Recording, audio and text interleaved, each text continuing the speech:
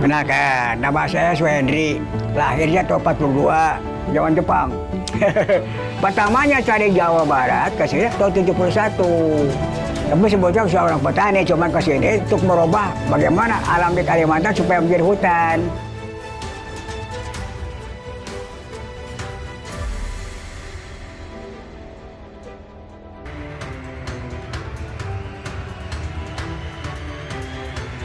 Saya mengenal beliau sebagai orang yang berwibawa, bijaksana, dan juga tegas.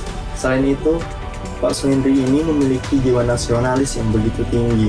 Hal ini bisa kita lihat dari bagaimana ia mengagumi sosok Bung Karno dan juga kecintaannya terhadap lingkungan dan alam. Suruh kerja sama tuh dulu tuh, tapi saya nggak mau. Apa aku tidak mau kerja. Padahal kenapa? Persoalannya begini, kalau di bawah jadi rusak tanah saya.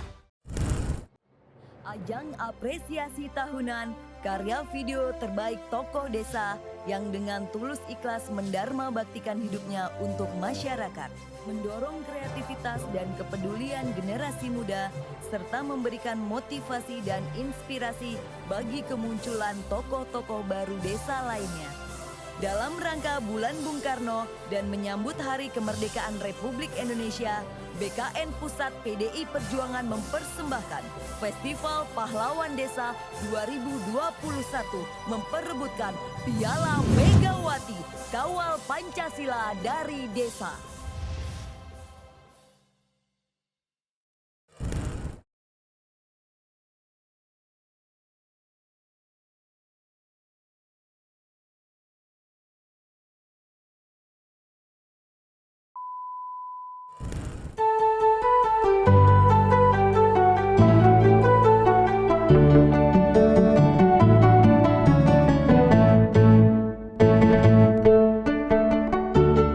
Menurut saya, pahlawan desa merupakan seseorang yang mau mengabdi dan mendedikasikan hidupnya untuk memajukan desanya tanpa kenal lelah. Hal inilah yang menjadi alasan saya untuk mengangkat sosok Mbah Hendri sebagai pahlawan desa. Karena ketekunan dan tanpa lelahnya, Mbah Hendri selama lebih dari 30 tahun telah mendedikasikan hidupnya untuk menjaga hutan. Berangkat dari keresahan seorang Mbah Hendri di masa muda mengenai kerusakan lingkungan, beliau akhirnya memutuskan untuk tinggal di Kalimantan dan mulai merintis agroforestry miliknya sendiri dengan modal awal Rp100.000. Waktu mudanya hingga sekarang, beliau habiskan untuk berjuang membuat dan merawat hutan buatan yang saat ini bisa kita lihat sudah tumbuh rindang di Desa Bukit Biru, Tenggarong, Kalimantan Timur. Kenalkan, nama saya Suhendri. Lahirnya tahun 42, zaman Jepang.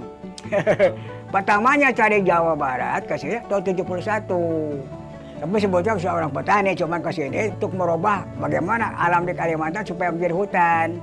Kita bukan aslinya, ahli kehutanan tidak pernah ada. Cuman mau belajar ternyata sekarang bisa punya kelebihan. Itu tempat nih, bikin di situ ada kebun kelapa dulu situ tuh, pinjam. Nah kurang tanya namanya pinjam, Mbak. Jangan tanya diusir. Harus beli. Makanya itu tawaran. Yang jual ini, Pak, ini kalau begitu lebih baik beli aja daripada ribut. Saya kasihan, tolong Pak, ini batasnya dari sini sampai ke sana, mungkin 100 meter, patoknya ada. Kasih ke belakang 150, jadi berapa harganya? 100.000 dulu tuh, tahun 75, nah dikelola tahun 80 dengan sistem agroforestry. Agro itu artinya pertanian, forestry kehutanan. Agronya sebagai ekonomi, bisa mengolah hutan tadi bisa makan. Makanya agro tadi jadi modal dasar untuk kehidupan kita ke ekonomi. Nah forestry-nya, ekologinya untuk kelanjutan menyelamatkan bagaimana kita kalau ada kepentingan dengan manusia hutan tadi. Beliau bekerja tanpa lelah, mengembangkan kawasan hutan miliknya yang dipadu-padankan dengan tanaman-tanaman lain seperti teh, kopi, lombok, tomat, serta sayuran lainnya sebagai wanatani modern. Bahkan, beliau pernah menolak puluhan miliar untuk melepas hutannya.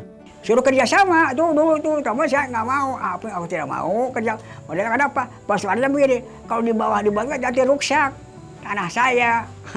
Bolak-balik gitu lah. Nah malah sekarang masih banyak juga kita diawasi apa yang malah begitu nanti. Jadi kita rusak alam saya, maka harusnya kita tetap secara otomatis model begini terus selama-lamanya. Tadi Kalimantan sebutkan bahasa paru-paru dunia, ini kita mau dipikirkan. So, apalagi Kalimantan kan di mata matahari, tetap panas. Nah disitulah artinya kita sudah ada perubahan iklim nih di Kalimantan. Kalau sudah begini, nanti ke depan bagaimana? Apakah ada perubahan iklim atau suhu? Nah di situ maka cita-cita saya dimanapun berada, saya akan buat hutan. Selain itu, berkat kegigihan dan keuletan Mbah Hendri, beliau berhasil menanam dan membesarkan pohon damar di ketinggian 30 meter di atas permukaan laut. Padahal, banyak ahli yang meragukan karena seharusnya pohon damar hanya dapat tumbuh dari ketinggian 700 meter di atas permukaan laut. Ya mungkin kalau kita ngomong gabung ada mungkin 50 Pak, 50 jenis. Tapi yang dominan kemudian Agathis laurentifolia yang ketinggiannya 700 di pohon laut, makanya di sini kan 30 tidak akan tumbuh. Orang umum sudah ngomong dalam teorinya, ini pendek tidak akan tumbuh di Kalimantan, harusnya tetap 750. Tapi Kalimantan 35 memang dataran rendah, ya tidak akan mungkin tumbuh dalam teorinya. Tapi ternyata sudah bukti tumbuh. Mbah Hendri mewarisi api semangat perjuangan Bung Karno untuk tetap terus berjuang menjaga kelestarian hutan demi kebaikan di masa yang akan datang. Kita punya jiwa Bung Karno, kepribadian kita penting, kepribadian integritas itu penting. Kalau punya integritas pribadi tidak akan terkecuali orang. Jadi kita yang jujur itu kan berikan modal dasar kita, bahasa berdaulat, bermartabat, berdikari, ini ya yang penting tuh. Kalau ini sudah dijamin, negara kita bakal aman. Kalau tiga sudah dijamin, demokrasi bakal muncul.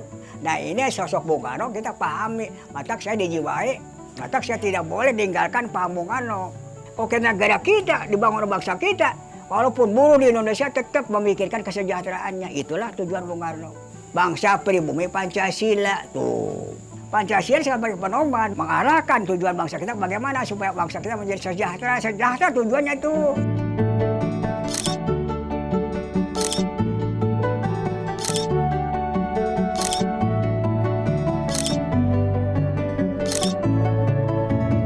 Usia senjanya seorang pria di Kalimantan Timur mendedikasikan hidupnya untuk merawat hutan kota di Kecamatan Tenggarong, Kabupaten Kutai Kartanegara. Bermodalkan uang Rp100.000, pria ini menanam hutan seluas 3 hektar dengan beragam jenis pohon. Namanya Suhendri, biasa dipanggil Mbah Hendri. 35 tahun sudah, pria yang berusia 78 tahun ini memberikan seluruh dirinya untuk merawat hutan kota. Tadi aku nanya, kakek luas hutannya tuh ada seberapa luas? Berapa hektar? Bukan 3 hektar lah dengan 2 tempat. Yang satu sedang yang 2 tempat, satu setengah jadi 3 hektar. Beli pertama 100.000, beli yang kedua tahun 80, 1 juta lebih. Jadi yang pertama itu 100.000, tapi nama tadi ke tukang petani, ya tidak punya duit. Iya. Bagaimana sih kalau minat usaha aja dituntut? Saya mengenal beliau sebagai orang yang berwibawa, bijaksana, dan juga tegas.